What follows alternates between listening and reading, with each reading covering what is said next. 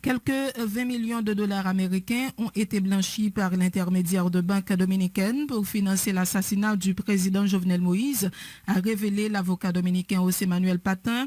En réaction, l'avocat haïtien Newton Louis Saint-Just a déposé une plainte auprès du procureur général dominicain exigeant une enquête sur le blanchiment d'argent présumé. Michelot Xavier nous en dit plus. C'est en date du 1er avril, lors d'une émission télévisée, que l'éminent avocat dominicain et ancien responsable de la conformité anti-blanchiment d'argent chez Citibank aux États-Unis a déclaré que les banques dominicaines pourraient être sanctionnées pour avoir facilité ce flux d'argent sans le signaler. Le surintendant bancaire de la République dominicaine sait que 20 millions de dollars américains utilisés pour financer l'assassinat de l'ex-président haïtien sont passés par les banques dominicaines, a indiqué José Manuel Patin. Il n'a toutefois pas révélé comment il en avait été informé ni qui était impliqué. L'avocat haïtien Newton Louis Saint-Just semble prendre très au sérieux les révélations de M. Patin. Le défenseur de l'État haïtien dans le dossier de la Sogénère a déposé une plainte auprès du procureur général dominicain Myriam Herman Brito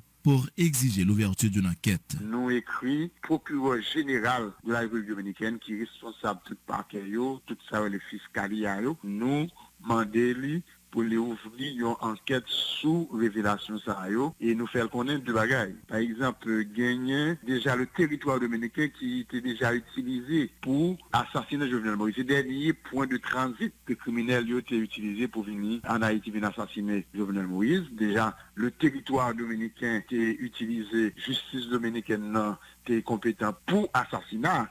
Mais maintenant, un combat qui concerne uniquement la République dominicaine, la justice pénale dominicaine, c'est des présomptions de blanchiment d'argent sous question 20 millions de dollars. Ça. Quelles sont vos attentes après le dépôt de cette plainte, Maître Saint-Just? Pour ce bagage-là, la justice dominicaine est mise à l'épreuve. Nous avons des confrères l'autre bois qui rapportent nous que yo pas capable de faire suivi. Le suivi va être fait, pas qu'on a combien de temps.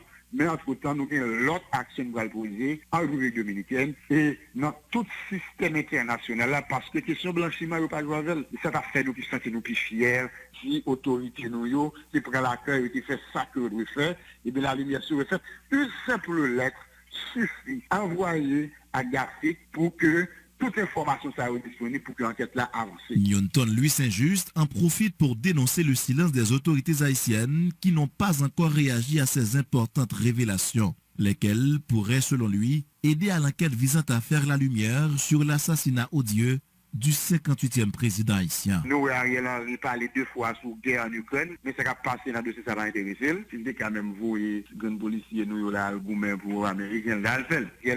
C'est Piguali, l'Ukraine gagnée dans le monde, c'est Ariel Henry. Je dis là, faut mettre en branle les organes de blanchiment d'argent, de corruption et qu'il y a en Haïti, du UCC, pour entrer en contact avec homologues en République dominicaine pour aller vérifier l'information.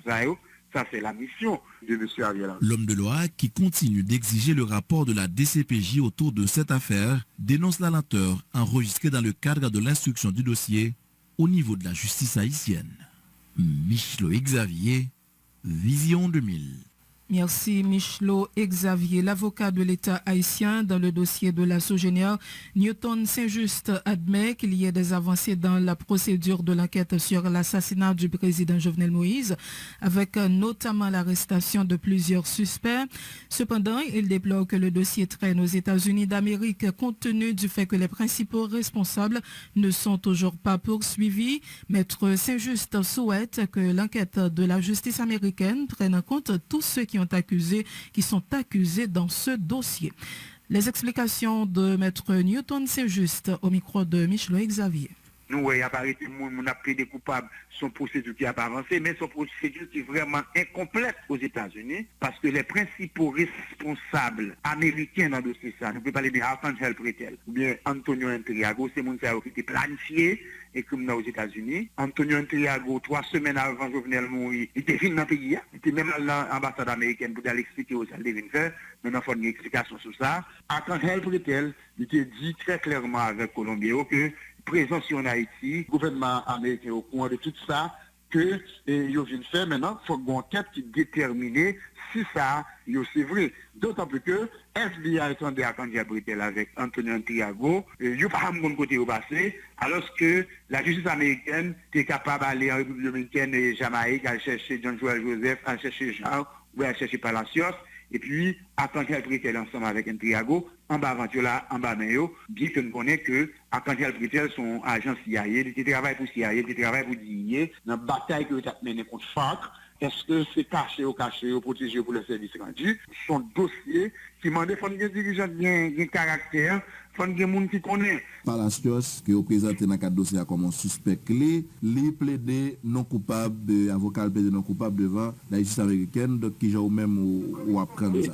J'ai compté sur ça. Il n'est pas plaidé non coupable totalement, il plaidé sous une charge, sous un chef d'accusation. Ça veut dire, dans la justice américaine, non, puis chita sous ça, le cumul des peines. Sous les trois charges, une de 25, une 30, aux États-Unis, ça fait déjà 80 ans. Alors que si ce n'est pas non, un système pas non, ou le système français, il y a pour infraction Pigot à 30 ans et les mêmes sonnaires Baou. Par exemple, Palacios, et il a chargé sous ça qu'il est conspiracy, parce qu'il était comploté aux États-Unis, sur le territoire américain, pour aller commettre un kidnapping ou bien un assassinat dans l'autre pays.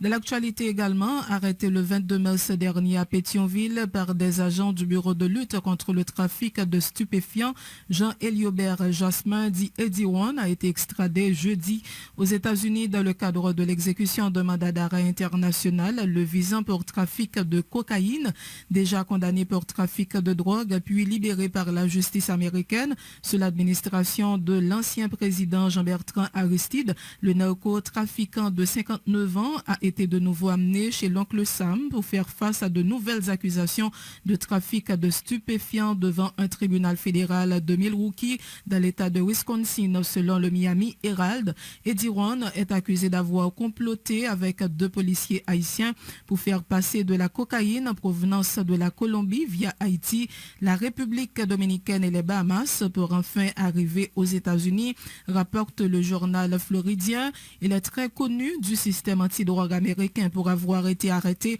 et extradé aux États-Unis en 2003 avant la chute de Jean-Bertrand Aristide.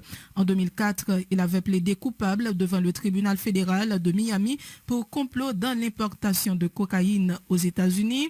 L'extradition de Jean-Eliobert Jasmin, dit Eddie One, a été approuvée par le ministre haïtien de la Justice, Berthaud Dorsey. Toujours selon le Miami Herald, 2 policiers haïtiens, Isa Dieudonné et Alex Monpremier, qui seraient actuellement en cavale, sont inculpés dans son acte d'accusation. Ils risquent également d'être extradés vers les États-Unis en cas d'arrestation.